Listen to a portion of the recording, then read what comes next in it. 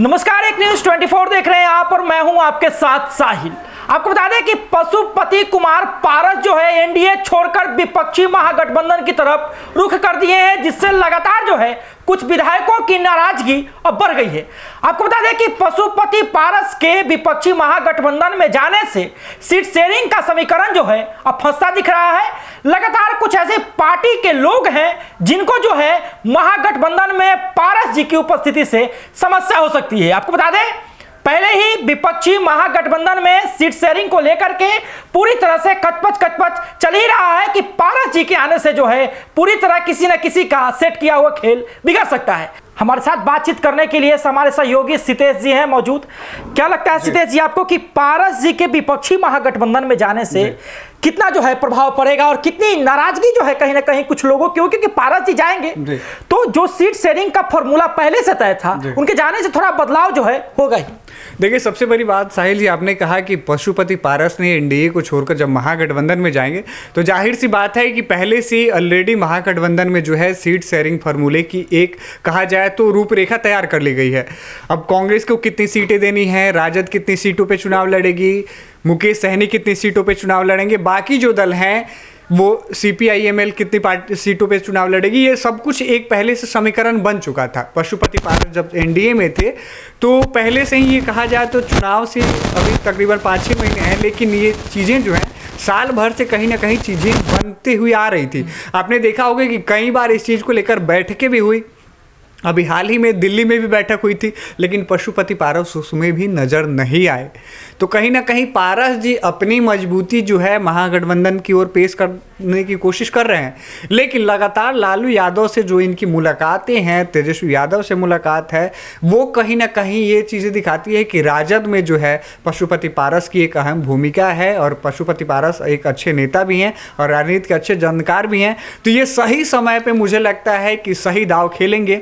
लेकिन इनके आने से राजद में भी और कांग्रेस में भी और बाकी जितनी पार्टियां हैं महागठबंधन में खटपट तो बिल्कुल होंगी, क्योंकि मान के चलिए कि जो पार्टी अभी से अगर 10 सीटों की उम्मीद लगा रही है, पशुपति पारस आते हैं तो उसको 8 सीटें मिलेंगी, 7 सीटें मिलेंगी, क्योंकि किसी भी छोटी से छोटी पार्टी को अगर राज्य स्तरीय चुनाव होता है तो उसमें एक अहम भूमिका होती है, क्योंकि क्षेत्रीय पार्टी जो हैं वो पूरा वहाँ का रूपरेखा बदलती हैं। जितनी राष्ट्रीय पार्टी हैं वो तो क्या होता है कि वो बड़े लेवल पे चुनाव होता है, राष्ट्रीय लेवल पे चुनाव होता है, तब वो अपना दमखम दिखाती हैं, लेकिन क्षेत्रीय पार्टी का बोलबाला जो होता है, दबदबा जो होता है, हमेशा उस एरिया में और इर्द गिर्द होता है। तो क्षेत्रीय पार्टी को राष्ट्रीय पार्टी हो चाहे कोई भी पार्टी हो उसे अनदेखा नहीं कर सकती, लेकिन जब सीट शेयरिंग पर बात आती है तो क्षेत्रीय पार्टियां अपनी जो है सीटों की ज़्यादा संख्या की डिमांड भी करते हैं, और डिमांड भी क्यों ना करें, अगर वो अपने क्षेत्र में नहीं करेंगे तो कहीं और कहाँ करेंगे। देखिए सीधे जी, एक और बड़ी बात आपको बता देते हैं कि देखिए लगातार चिराग पासवान और पशुपति कुमार पारस के बीच में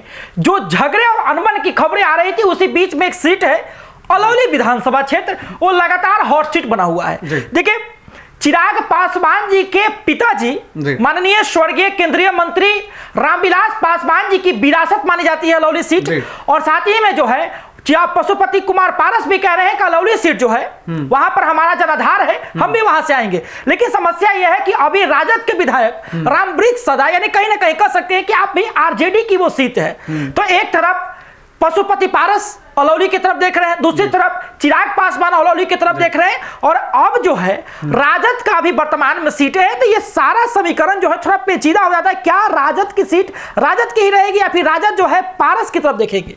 देखिए, सबसे बड़ी बात यह है कि आपने कहा कि अलौली सीट को लेकर रामवृक्ष सदा वहाँ से राजद के विधायक है और पशुपति पारस भी उसी जगह से अपनी दावेदारी पेश करने की कोशिश कर रहे हैं। इसके अलावा रामविलास पासवान का वो गढ़ रहा है, तो चिराग पासवान भी उस सीट पे जोर जबरदस्ती तो करेंगे ही, क्योंकि अगर पशुपति पारस भी कह रहे हैं रामविलास पासवान के बेटे चिराग पासवान भी उस सीट पे अपनी जो है एक कहा जाए तो दबदबा दिखाने की कोशिश कर रहे हैं, तो यहाँ मामला ये चिराग पासवान से नहीं है, इनका मामला इनका राजद से है।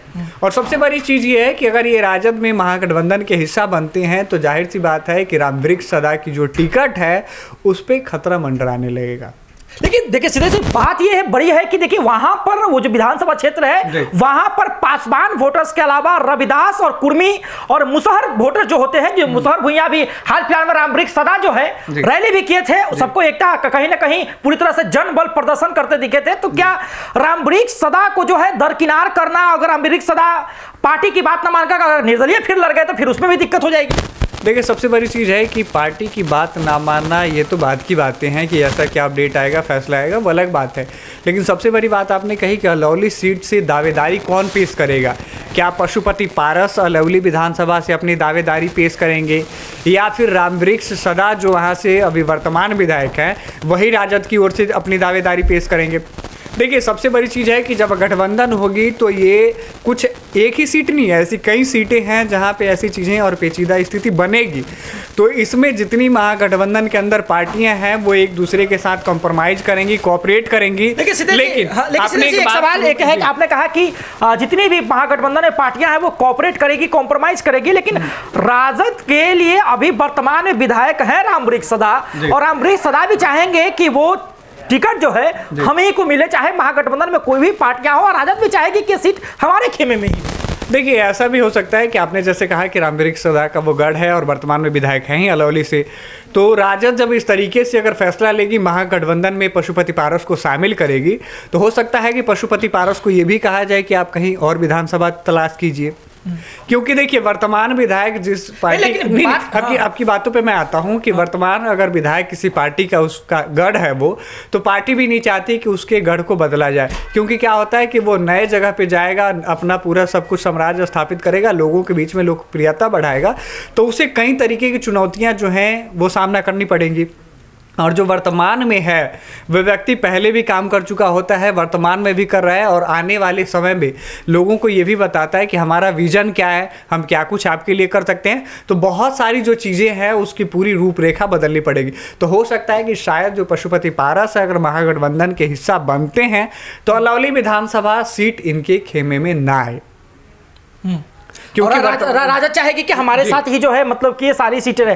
देखिए एक जो सबसे बड़ा सवाल है कि अगर पारस जी विपक्षी महागठबंधन की तरफ जाते हैं तो पहले से ही जो है वहां पर सीटों के लिए छीना झपटी मचा हुआ है। एक तरफ कांग्रेस लगातार जो बातें कर रही है कि कम से कम ज्यादा नहीं तो जितनी सीटें हमें पिछली बार मिली थी उतनी तो मिलनी ही चाहिए। दूसरी तरफ राजद जो है कम से कम बहुमत से अधिक सीटों की तरफ देख रही है और अन्य पार्टियां हैं। तो क्या लगता है कि पारस जी की उपस्थिति के कारण जो है वहां पर सीटों का आंकड़ा थोड़ा कम होगा और पारस जी को कितनी सीटों की उम्मीद हो सकती है? देखिए सीटों की उम्मीद अभी बताना बहुत ही असमंजस की स्थिति वाली बात है। कहा जाए कि अभी समुद्र में दाना फेंक के और मछली की गिनती करना ये तो असंभव की बात है, लेकिन हाँ एक उम्मीदें लगाई जा सकती हैं कि जितना दाना डाला है उस हिसाब से मछलियों की गिनती हो सकती है। यानी कहा जाए तो अभी जिस तरीके से पशुपति पारस अपनी उपस्थिति को दर्ज करा रहे हैं, अपनी शक्ति प्रदर्शन दिखा रहे हैं, उस तरीके से एक आंकड़ा लगाया जाए तो 8 से 10 सीटें यानी 10-15 के बीच में पशुपति पारस को मिल सकता है। ये मैं ऐसा मानता हूँ और मेरे राजनीतिक समीकरण जिस तरीके से हैं वैसा मैं बता रहा हूँ। लेकिन अगर आपने कही कि कांग्रेस भी दावेदारी पेश करिए और कांग्रेस दावेदारी पेश कर रही है, तो आप एक चीज़ देखिए कि पिछली बार कांग्रेस का किस तरीके से प्रदर्शन रहा। 70 सीटें कांग्रेस को राजद ने उनके साथ साझा किया था। 70 सीटों में महज उन्होंने 19 सीटें ही जीत पाए, यानी 51 सीटें उन्होंने हरा दिए या सीटें उनके हाथ से निकल गई। तो राजद भी इस बात को इस बार भली भांति जानती है कि सीट शेयरिंग किस फॉर्मूले पे करना है, कौन सी सीट किसके लिए बेहतर होगा। इन तमाम चीज़ों का जो आकलन है ये देखने के बाद ही जो है किसी पार्टी को, किसी कैंडिडेट को वहाँ से नियुक्त किया जाएगा। क्योंकि कोई भी पार्टी यही चाहती है कि अगर हम 100 सीटों पर चुनाव लड़ें तो कम से कम 70 या 80 सीटें उसके खेमे में आए। लेकिन अगर मान के चलिए 70 सीटों पे चुनाव लड़ती है, 20 सीटें आए, 19 सीटें आए, 18 सीटें आए, तो कहीं ना कहीं सीट शेयरिंग को लेकर एक सीट आपको जब दिया जाता है तो 4 लोगों को अनदेखा भी किया जाता है। पार्टी को लेकर 4 लोगों के मन में खटास भी होती है। तो इस बार का जो सीट शेयरिंग फार्मूला होगा बहुत ही कहा जाए तो असमंजस की स्थिति में होगा और बहुत लिमिटेड सीटें हैं और हर बार की भी लिमिटेड सीटें हैं। 243 सीटें हैं और 5-6 पार्टियां अगर एक साथ गठबंधन करेंगी तो उस हिसाब से उसका आंकड़ा निकालना पड़ेगा। और कांग्रेस जिस तरीके से अपनी मजबूती पेश करने की कोशिश कर रही है तो शायद मुझे नहीं लगता कि जितनी सीटों की अब डिमांड उसकी ओर से किया जा रहा है उतनी सीटें राजद दे पाएगी, क्योंकि पिछली बार का भी आंकड़ा देख लिया, अगर दे देती तो इतनी बार अभी तक बैठक करने की जरूरत नहीं होती। कांग्रेस की ओर से अभी तक आप सुनिएगा तो मुख्यमंत्री का दावेदार नहीं घोषित किया गया है। ये बातें बार बार कही जा रही हैं कि जिस तरीके से चुनावी परिणाम आएंगे और चुनावी समीकरण बैठेगा उस हिसाब पे हम मंत्रिमंडल के विस्तार पे बताएंगे कि मुख्यमंत्री का चेहरा कौन होगा। लेकिन राजद लगातार, आप देखिएगा, राजद के सुप्रीमो लालू यादव हो, तेजस्वी यादव हो, राजद के एक कार्यकर्ता से आप जब पूछिएगा कि राजद का मुख्यमंत्री चेहरा कौन है तो सीधे नाम आएगा तेजस्वी प्रसाद यादव का। एंड तेजस्वी यादव को राजद की ओर से पूरी समर्थन है और पूरा कहा जाए तो तेजस्वी यादव को आगे रखा गया। तेजस्वी के ऊपर पूरा राजनीति खेला जा रहा है। लेकिन कांग्रेस की ओर से अभी एक चीज जो है वो कहा जाए तो चौंकाने वाली बात है, कांग्रेस अभी साइलेंट वर्क कर रही है। आप समझ ही नहीं पाएंगे कि कांग्रेस चाहती क्या है इस बार बिहार विधानसभा चुनाव में। कांग्रेस का मूड मीटर देखिएगा तो दो तरफा समीकरण बन रहा है कांग्रेस का। कांग्रेस अपनी लगातार मजबूती तलाशने की कोशिश कर रही है और मजबूत पकड़ भी करने की कोशिश कर रही है। मैं ऐसे इसलिए कह रहा हूँ कि पूरी उसने सिस्टम बदली है, पूरा सिस्टम चैन बदला है। बिहार में SC/ST समाज, मुसलमान और कई वर्गों को जो है अब कांग्रेस लगी है जोड़ने में। मैं इसलिए कह रहा हूँ कि अभी आपने देखा होगा प्रदेश अध्यक्ष की बदली की गई है, यानी एक खास समाज से किसी को लाया जाता है तो यानी वोट बैंक एक और उसकी ओर आकर्षित किया जा सकता है अगर फेस उतारा जाए तो। लेकिन सबसे बड़ी चीज़ है कि कांग्रेस अभी तक इस चीज़ को भी नहीं स्पष्ट कर पाई है कि क्या अपनी ओर से ये CM फेस देगी या फिर तेजस्वी के ही CM फेस पे लड़ेगी। क्योंकि जब तक आप असमंजस की स्थिति बनाए रखेंगे, लोगों के बीच में, आपके कार्यकर्ताओं के बीच में, आपके नेताओं के बीच में अलग अलग तरह की बातें रहेंगी। और आपने एक चीज़ बात कही कि क्या कांग्रेस इतनी सीटें देंगी, तो इसका अभी जीता जागता उदाहरण है मल्लिकार्जुन खड़गे आए हैं अभी बक्सर में। अब देख लीजिएगा वहाँ किस तरीके से सभाएं में भीड़ रही, कुर्सियाँ खाली भी देखने को मिला। तो अगर महागठबंधन है तो सारे राजनीतिक दल एक साथ क्यों नहीं मैदान में उतर रहे हैं, अपना शक्ति प्रदर्शन एक साथ क्यों नहीं कर रहे हैं।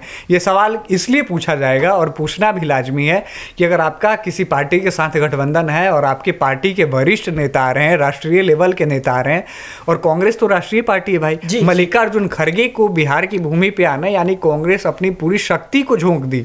इस बात से समझिए आप मैं क्या कहना चाहता हूँ। अगर अपनी शक्ति लगा रही है और राजद जो है दरकिनार करके आराम से अपनी ओर एक तरफा कर रहा है और राजद अपना कार्यक्रम कर रहा है, तो इसमें आप दो तरह की चीज़ें देखिएगा। राजद अपनी शक्ति प्रदर्शन प्रस्तुत करने की कोशिश कर रहा है, कांग्रेस अपनी करने की कोशिश कर रहा है। अगर ऐसा भी कहीं ना हो कि कांग्रेस जो है एट अ टाइम सीट समीकरण की अगर बातें नहीं बैठी तो कांग्रेस एक नया चल सकता है, त्रिकोणीय समीकरण सेट कर सकता है। अगर त्रिकोणीय समीकरण सेट करता है तब आपको देखिएगा राजद को इसका बहुत ज़्यादा भारी नुकसान जो है उठाना पड़ेगा। मैं इसलिए कह रहा हूँ क्योंकि अभी देखिए क्या है कि MY समीकरण राजद का हमेशा से कोर वोटर रहा है। अगर कांग्रेस अकेले लड़ती है तो उसका जो M समीकरण है उसमें खंडन देखने को मिलेगा। जनसुराज भी उसकी ओर आकर्षित करेगी। पसमानदा समाज के लिए बीजेपी ने एक अच्छी पहल शुरू की है। तो वक्फ संशोधन बिल को लेकर कुछ मुस्लिम समाज के जो लोग हैं वो NDA की ओर भी रुख करेंगे, कुछ राजद की ओर से रुख करेंगे। यानी जो वोट बैंक है वो अलग अलग वर्गों में, अलग अलग पार्टियों में वर्गीकृत हो जाएगा। तो इससे कहीं ना कहीं राजद को भी भारी नुकसान होगा और कांग्रेस को भी होगा। तो बेहतर यही है कि बेशक कम सीटें मिले लेकिन सीट जितनी भी मिले उसमें कांग्रेस को अच्छी लीड देनी होगी। चलिए तो देखिए, आपको बता दें कि पशुपति कुमार पारस कल जो है लालू प्रसाद जी से मुलाकात करते हैं। राजद सुप्रीमो लालू प्रसाद जी जो है एक बड़े चेहरे हैं विपक्ष महागठबंधन की तरफ। आपको बता दें कि लालू जी के रणनीतियों से बिहार के हर राजनीतिकार और हर नेता जो हैं वाकिफ हैं। पशुपति पारस जी जो है उनसे जाकर मुलाकात करते हैं और लालू जी से कहीं ना कहीं महागठबंधन की तरफ समर्थन देने को भी जो है बात करने की ओर सोच रहे हैं। लेकिन लगातार इस बीच जो हॉट सीट बना है वो है अलौली विधानसभा क्षेत्र। आपको बता दें कि एक तरफ रामविलास पासवान जी का गर्व माना जाता है अलौली को, और बताया जाता है कि कहीं ना कहीं यह रामविलास पासवान जी की राजनीतिक विरासत के रूप में है और चिराग पासवान जो है अपने पिताजी की विरासत को बचाने के लिए जरूर आगे आएंगे। वहीं उन्हीं के चाचा पशुपति कुमार पारस जो है एक धारदार विपक्षी महागठबंधन की ओर से हथियार बनकर पासवान समुदाय का जो वोट है उसको कहीं ना कहीं दो तरफा या एक तरफा करने में जो है उनके सामने उतरेंगे। लेकिन इसमें नुकसान किसका? आपको बता दें कि राष्ट्रीय जनता दल के पहले से ही विधायक राम सदा जो है अलौली से विधायक है। तो क्या राजद जो है चाहेगी कि महागठबंधन में पारस जी को साथ लेकर के अलौली से पारस जी को जो है चिराग पासवान के विरुद्ध उनके कैंडिडेट को उतारा जाए या राजद ये सीट अपने खेमे में रखेगी? आप क्या समझते हैं? अपनी प्रतिक्रिया में कमेंट बॉक्स में जरूर दें। फिलहाल का धन्यवाद। आप एक न्यूज़ 24 देख रहे थे।